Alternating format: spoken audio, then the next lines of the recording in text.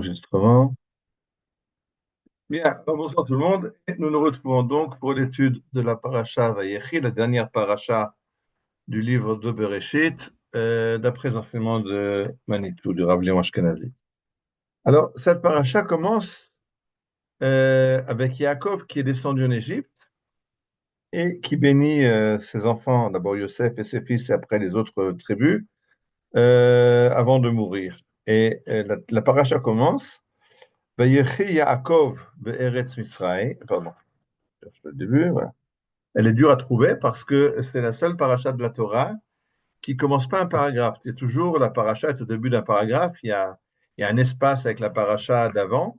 La paracha de Ve'echi, c'est un texte continu. Il y a pas de paragraphe. Et Djel Chachamim nous dit que c'est exprès parce que quand on descend en Égypte, alors il y a une obscurité, les choses sont plus nettes. Et Nistatmut Enehem, les yeux se bouchent, sont occultés dans l'exil, alors même la paracha, c'est dur de trouver son début.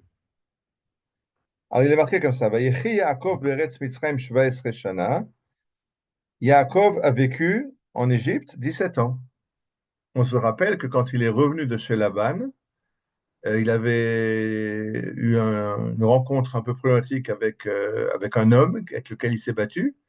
Et cet homme, Chazal dit Sarosh et les sables, l'ange tutélaire d'Ésaü, l'a béni et lui a changé son nom en Israël, ce qui est d'après corroboré par Dieu.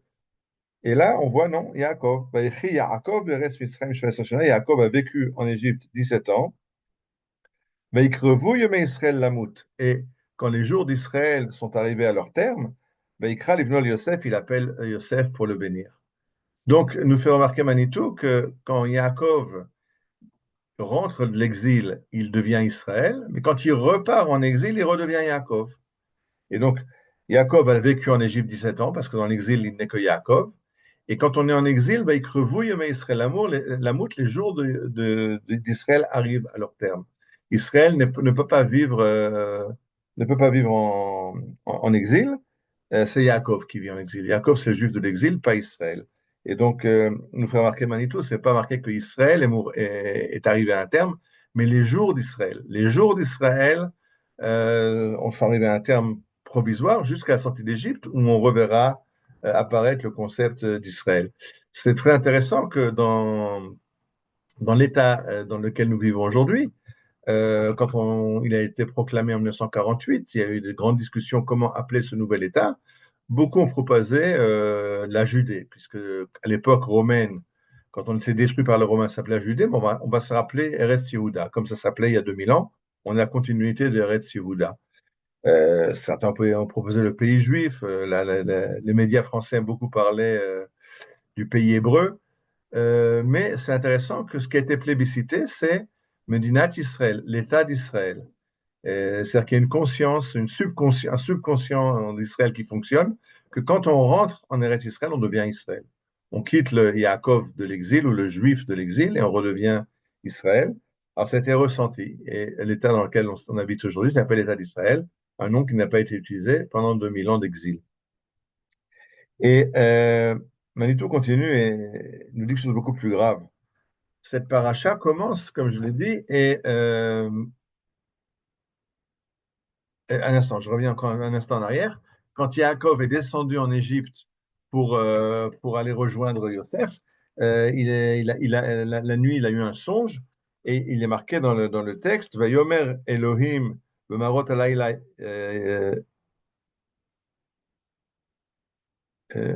pardon,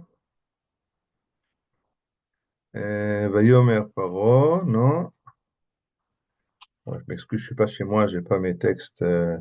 Voilà.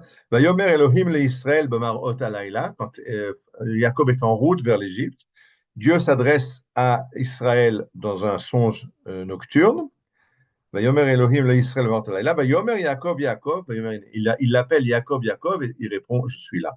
C'est-à-dire qu'effectivement, Dieu l'a déjà annoncé que quand tu descends en exil, tu n'es plus Israël, mais tu vas t'appeler de nouveau Yaakov Yaakov.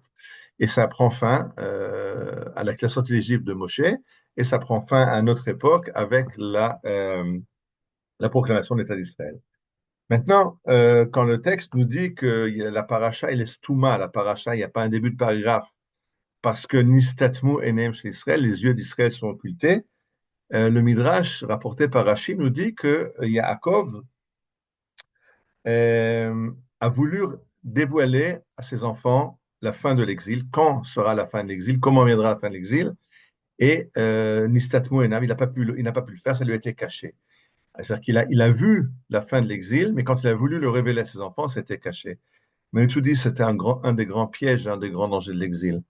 C'est que dans l'exil, on oublie en fait qu'il y a une fin de l'exil. On s'habite tellement à l'exil que quand j'ai entendu un rabbin qui disait oui, mais le Mashiach, c'est un concept. Ce qui est important, c'est Tzipita le Mashiach, l'attente du Mashiach. Alors, il faut rester dans l'attente. Si le Mashiach arrive, si le Messie vient, alors on perd toute la dimension de l'attente du Messie, qui est ce qui donne une valeur à la vie juive.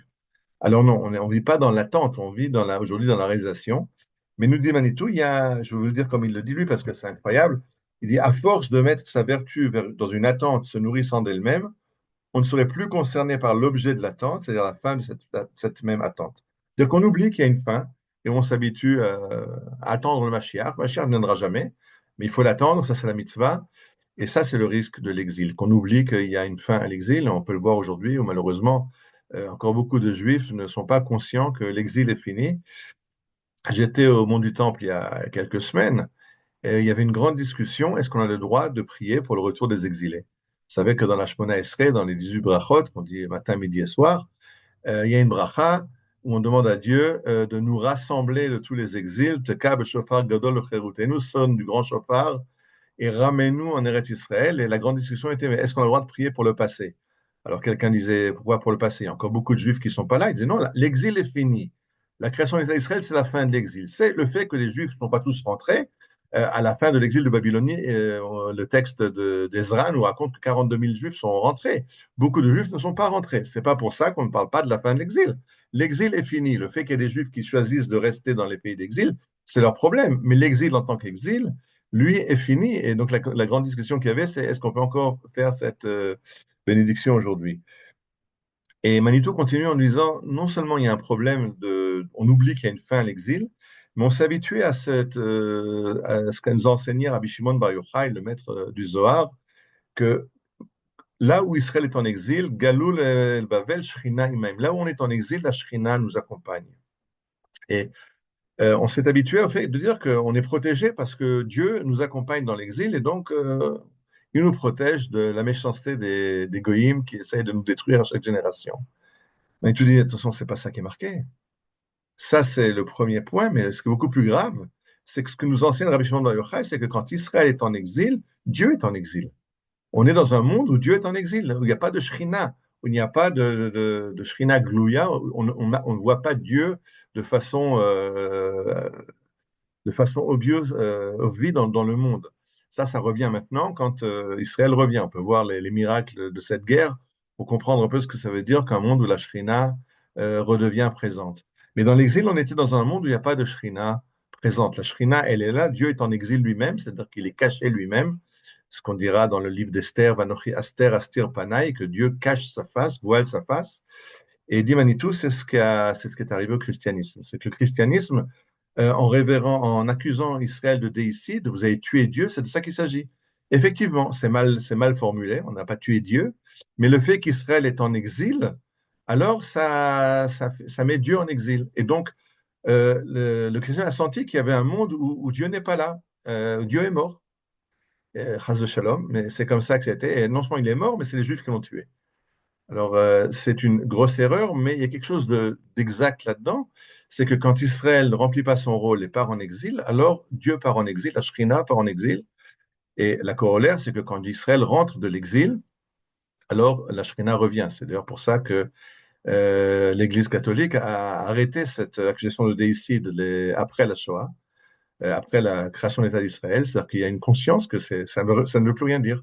Aujourd'hui, oui, Dieu est vivant à Jérusalem et il manifeste sa présence dans ces guerres incroyables d'Israël, pas seulement dans les guerres, dans l'économie, dans tous ces miracles qu'est l'État d'Israël, qui réussit de façon incroyable à ramener des immigrants de tous les pays du monde, à les nourrir, à parler hébreu, à faire un État super moderne, attaqué de toutes parts et qui surmonte tout ça. Dieu est en train de montrer sa force et sa grandeur. Et ça, c'est Israël qui revient à la vie. En Égypte, on était Yaakov. Dans le grand exil de 2000 ans, on était Yaakov. Aujourd'hui, on revient à Israël. Et quand on redevient Israël, Israël, c'est celui qui, certains disent, il faut décomposer le mot en deux, Shir El, celui qui chante la grandeur de Dieu. Alors on est là pour chanter cette grandeur de Dieu qui apparaîtra d'abord à Israël et après au monde dans les années qui viennent.